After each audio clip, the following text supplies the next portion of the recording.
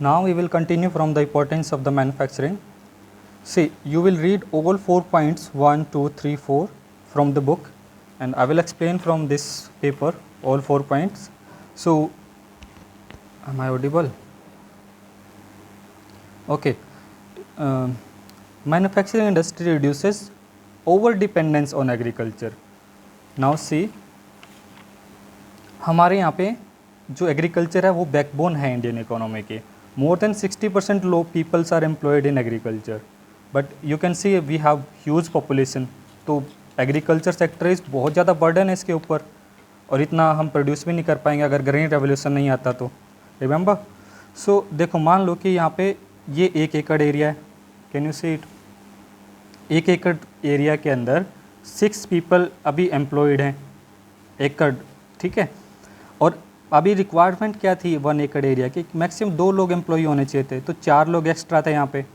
4 में से इसका मतलब यहाँ पे 4 लोग अनएम्प्लॉयड थे इस एरिया में 1 एकड़ के लिए. तो ये 4 लोग कहाँ पे जा सकते हैं? अब इंडस्ट्री एरिया में काम करने के लिए जा सकते हैं, अगर उनको इंडस्ट्री आसपास के एरिया में मिलती है. ठीक है. तो इसमें रोल आएगा कि गवर्नमेंट क्या रोल प्ले करती है इसमें. ठीक है. देखो, तो सीजनल अनएम्प्लॉयमेंट भी होता है, ये आप 10th क्लास के चैप्टर 2 में पढ़ेंगे, सेक्टर्स जो इसमें डिस्कस किए हुए हैं. देखो तो इसमें industry development is the pre condition for eradication of poverty. ठीक है. बट अब यहाँ पे नोटिस करना है, ये 4 पॉइंट्स जो मैंने यहाँ पे नोट डाउन किए हैं कि किस तरह से. 3rd पॉइंट आएगा रिड्यूसेस रीजनल डिस्पैरिटीज़. यहाँ पे गवर्नमेंट का रोल प्ले करेगी कि किस तरह से कि जो एरिया कम डेवलप होंगे तो वहाँ पे गवर्नमेंट क्या इस्टेब्लिश करेगी? अपने इंडस्ट्रीज़. या तो वो खुद ही इस्टेब्लिश इंफ्रास्ट्रक्चर बनाएगी इंडस्ट्री के लिए, या फिर वो प्राइवेट सेक्टर से मदद लेके वहाँ पे इंडस्ट्री इस्टेब्लिश करेगी. ऐसा क्यों करती है? सपोज यहाँ पे कोई विलेज है, वहाँ पे इंडस्ट्री इस्टेब्लिश करी, तो लोग आसपास के एरिया से, गांव से वहाँ पे काम करने के लिए आ सकते हैं. ठीक है. जो यहाँ पे 4 लोग अनएम्प्लॉयड थे, डिसगाइज्ड अनएम्प्लॉयमेंट था, इनको भी यहाँ पे वर्क मिल सकता है.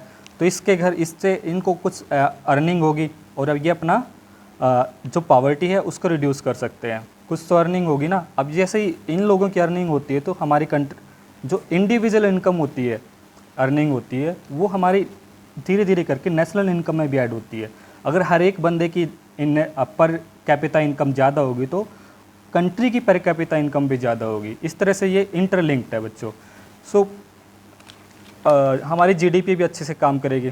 तो इंडस्ट्री इसमें बहुत बड़ा रोल प्ले करती है. लाइक ये eradication of unemployment and poverty में रोल प्ले करती है, रिड्यूसेस रीजनल डिस्पैरिटीज़. तो अब जैसे कि हमारी कंट्री में बहुत सारी इंडस्ट्री इस्टेब्लिश हो गई. ठीक है. 3rd पॉइंट आता है, तो वो क्या करेंगे? बहुत सारे प्रोडक्ट बना के, ठीक है, वो सेल करेंगी. जैसे ही हमारा इंटरनल कंजम्पशन पूरा होगा तो हम फिर एक्सपोर्ट भी करेंगे. लाइक हम क्या करते हैं, हमारे जो गेहूं आती है, वीट आता है, वो कंज्यूम करके बाकी मार्केट में सेल करते हैं ना, मार्केट एक्टिविटीज़, और फिर वो अर्निंग करते हैं, अर्न होता है पैसा. ऐसे ही हम अपना जो कंट्री कंज्यूम करने के बाद कुछ एक्सपोर्ट करेगा तो हमें कुछ इनकम मिलेगी. इससे हमारा क्या होगा? ट्रेड एंड कॉमर्स एक्सपेंड होगा. ठीक है. और हमें ज़्यादा फॉरेन एक्सचेंज मिलेगी. जैसे हम अमेरिका को जाके कुछ बेच के आए, मतलब यहीं से हमने एक्सपोर्ट किया. ठीक है. हमने एक्सपोर्ट किया अमेरिका को, कुछ भी एक्सपोर्ट किया इस एरिया से अमेरिका को. नॉर्थ चाहे अफ्रीका को कर लो, यहाँ पे अफ्रीका जल्दी बन जाएगा. ठीक है. तो उन्होंने हमें कुछ तो दिया होगा, तो हमारी जो फॉरेन एक्सचेंज थी वो बढ़ेगी. ठीक है. हम पेट्रोलियम फिर ज़्यादा खरीद सकते हैं अरेबियन कंट्रीज से. इस तरह से यूरोप से भी हम कुछ चीज़ खरीद सकते हैं. अगर हम अपने प्रोडक्ट अगर टॉप क्वालिटी के बना के बेचेंगे तो हम उन्हें मार्केट में फेल भी कर सकते हैं, क्योंकि चीप क्वालिटी और तो लाइक ऐसे कहते हैं ना कि सस्ता और सबसे बढ़िया हो, मतलब सस्ता भी और टिकाऊ भी. तो आजकल इसकी ज़रूरत पड़ती है. यहाँ पे देखो, तो countries that transform their raw material into wide variety of finish goods of higher value are prosperous. मतलब समझे ना कि ये इंडस्ट्री हमारी पॉवर्टी को भी रिड्यूस करती हैं ऑलरेडी, क्योंकि अब इनकम आएगी ना. जिनके पास ज़्यादा आप ऐसे देखो बच्चों, जो आप गेहूं बेचते हो 1 किलो, अगर उसका रेट कम होता है इन कंपैरिजन टू बिस्किट. जैसे ही आपने कॉटन सेल किया, आपने एक शर्ट परचेज़ किया, सर्ट का रेट बहुत ज़्यादा होगा इन कंपैरिजन टू वो जो आपने रॉ कॉटन सेल किया था। तो वैल्यू एडिशन हो जाता है। किस तरह से वैल्यू एडिशन होता है कि जैसे आपने कॉटन था जो आपने सेल किया इंडस्ट्री को, इंडस्ट्री ने उसको क्या किया, मैन्युफैक्चर करके फिनिश गुड बना दिया। ठीक है, मान लो वो शर्ट बनी। ठीक है, शर्ट अब यहाँ पे वैल्यू एडिशन हो गया ना, ये 10 रुपये की थी कॉटन, यहाँ पे ये अब इसका 100 रुपये हो गया, 10 टाइम इंक्रीज हो गया। अब इसमें कुछ उसका पैकेजिंग का भी चार्ज लगेगा, सर्विस का भी चार्ज लगेगा, एडवर्टाइजमेंट का। तो ये देखो 10 रुपये की कॉटन नाउ इट इज़, आपको जींस लेनी है तो आजकल वो 4000 रुपीज़ से कम नहीं मिलती है। देखो कितना टाइम इंक्रीज़ हो गया, ऑलमोस्ट करके देखो इसको डिवाइड, 400 टाइम इंक्रीज़ हो गया। तो इस तरह से बहुत ज़्यादा प्रोस्पेरिटी लेके आती है। यहाँ पे देखो इससे हम करते रहेंगे कंटिन्यू। ठीक है, और इस प्रोस्पेरिटी भी इसी से आती है। 4 पॉइंट मैंने एक्सप्लेन किया, आप लोगों को बुक से रीड करके याद करने हैं।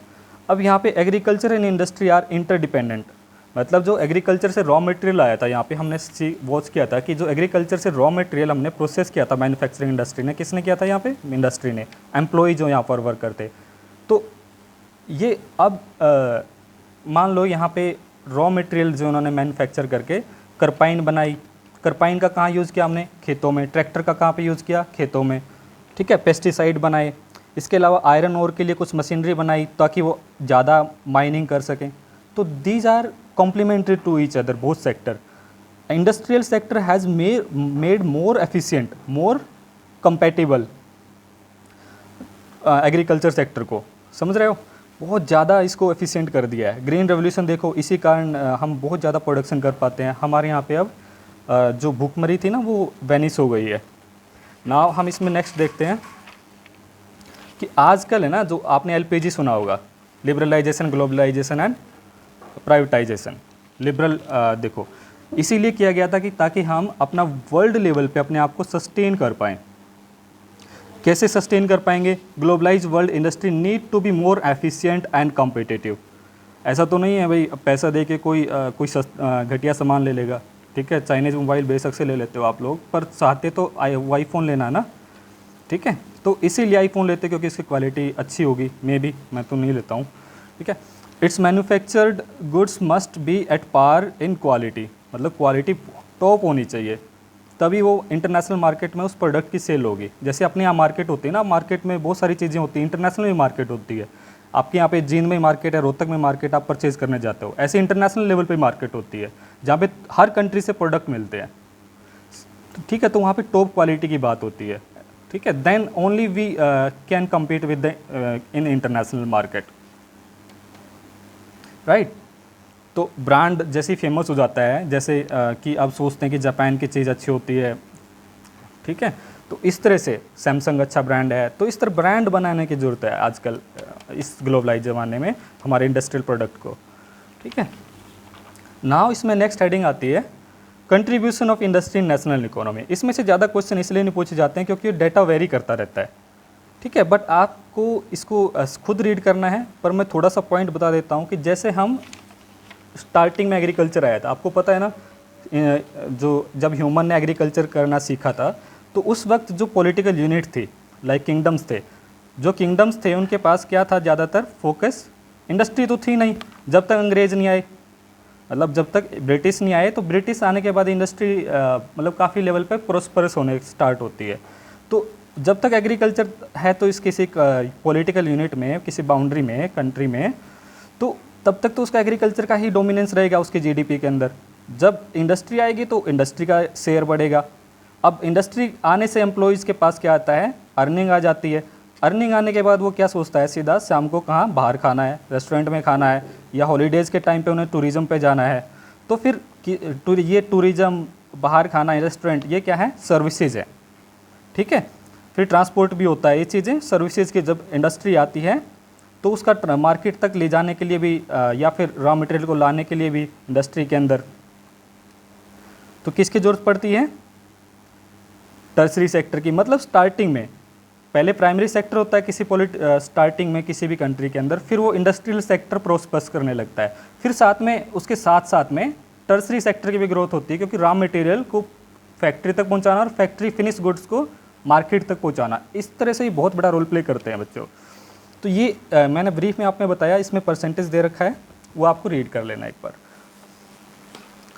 और देखो अब इसमें किसी भी इंडस्ट्री के लोकेशन के लिए कौन से फैक्टर रोल प्ले करते हैं। देखो आपने, मेरे पास 8th क्लास की एक बुक थी जिसमें ये लिखा था कि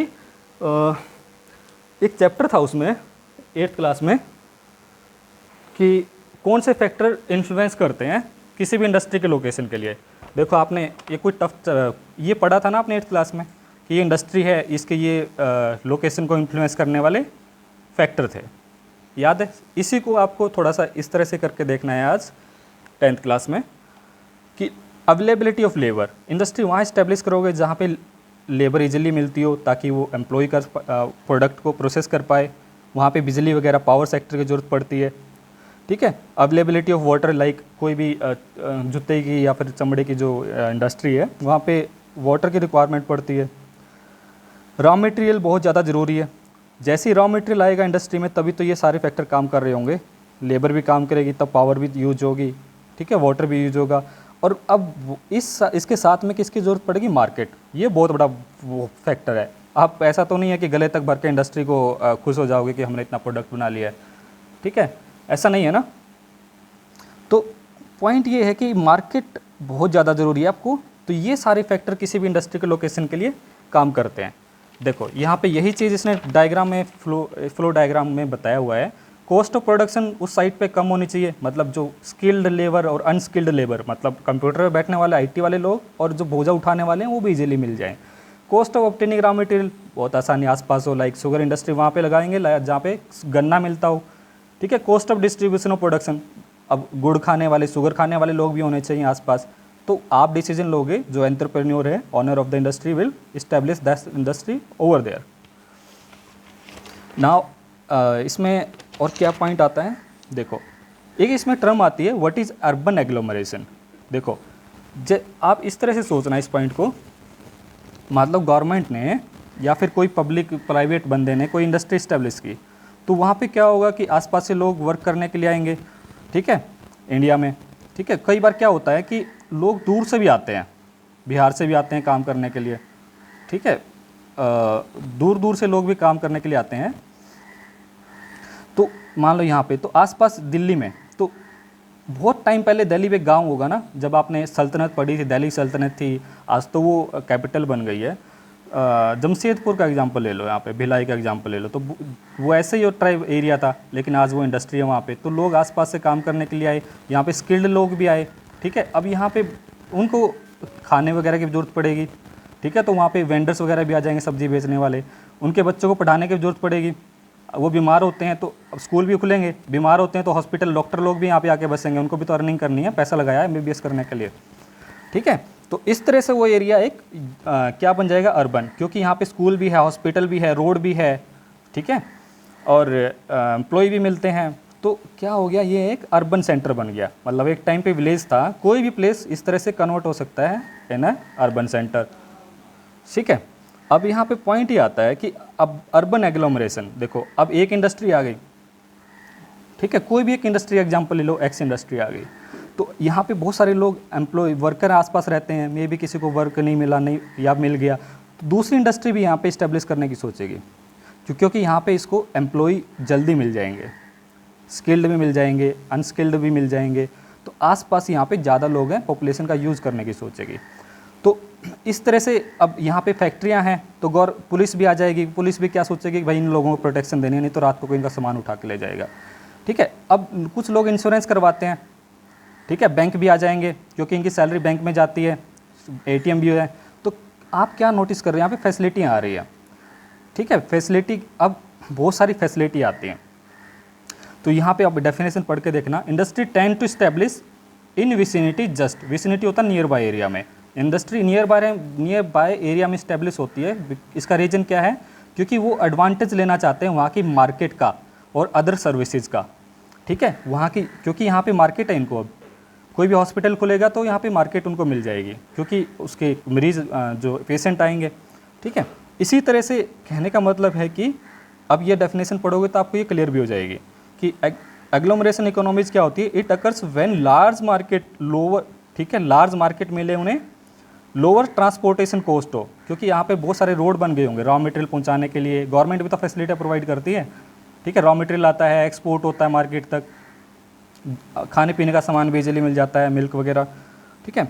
the added expenses such as, लेकिन आपको एक चीज़ नोटिस करनी पड़ेगी, दिल्ली वाले एरिया में ना सेस और टैक्स वगैरह बहुत ज़्यादा लगता है, लेकिन ये इतना ज़्यादा नहीं होता जितनी इनको फैसिलिटियाँ मिल जाती है, मार्केट मिल जाती है वगैरह वगैरह, एम्प्लॉय मिल जाते हैं, ठीक है। तो ये पॉइंट है, आप इसको रीड करना, आपको ये पॉइंट डेफिनेटली समझ में आ जाएगा बहुत, ठीक है। तो इसलिए जो वो इस इंडस्ट्री को इस्टेब्लिश करने का डिसीजन इसीलिए लेते हैं कि उस सिटी के अंदर, क्योंकि उसकी हालांकि वहाँ पे सेस और वो थोड़ा बहुत एक्स्ट्रा है चार्जेस उस एरिया में, ज़मीन का रेट महंगी है, लेकिन वो और फैसिलिटी वहाँ पे रीप कर सकता है, उठा सकता है फ़ायदा उनका। और अभी वीडियो को ज़्यादा लंबा नहीं करेंगे, एक पॉइंट और डिस्कस करते हैं। अब जो मार्केट हो इंडस्ट्री, ठीक है, मार्केट लिंकेज कैसे होता है, तो जो रॉ मटेरियल आता है और कंपोनेंट आते हैं, ठीक है, for example factor of production क्या क्या है, ये सारा इनपुट है, मतलब रॉ मटेरियल हो गया, factor of production land, labour, capital, entrepreneur, infrastructure, ठीक है। ये सारा ट्रांसपोर्ट के थ्रू कहाँ जाता है, फैक्ट्री के अंदर। फैक्ट्री में रॉ मटेरियल अब कन्वर्ट होता है फिनिश गुड्स के अंदर, ठीक है, नेक्स्ट स्टेज के अंदर। फिर वो आउटपुट, मतलब इनपुट था ये, आउटपुट आ गया, अब इसको ट्रांसपोर्ट करेंगे मार्केट में, क्योंकि घर पे तो नहीं रखेंगे ना बना के, सारे जूते घर तक पूरा भर दिए या इंडस्ट्री में भर दिए, अब इसको सेल भी करेंगे मार्केट के थ्रू। तो इसमें मनी, जब आपने रॉ मटेरियल परचेज किया तब भी मनी ने बड़ा रोल प्ले किया, और जब मार्केट में सेल तब आपकी अर्निंग हुई, ठीक है। तो ये है, अब इसमें क्लासिफिकेशन ऑफ इंडस्ट्री हम नेक्स्ट रीड करेंगे।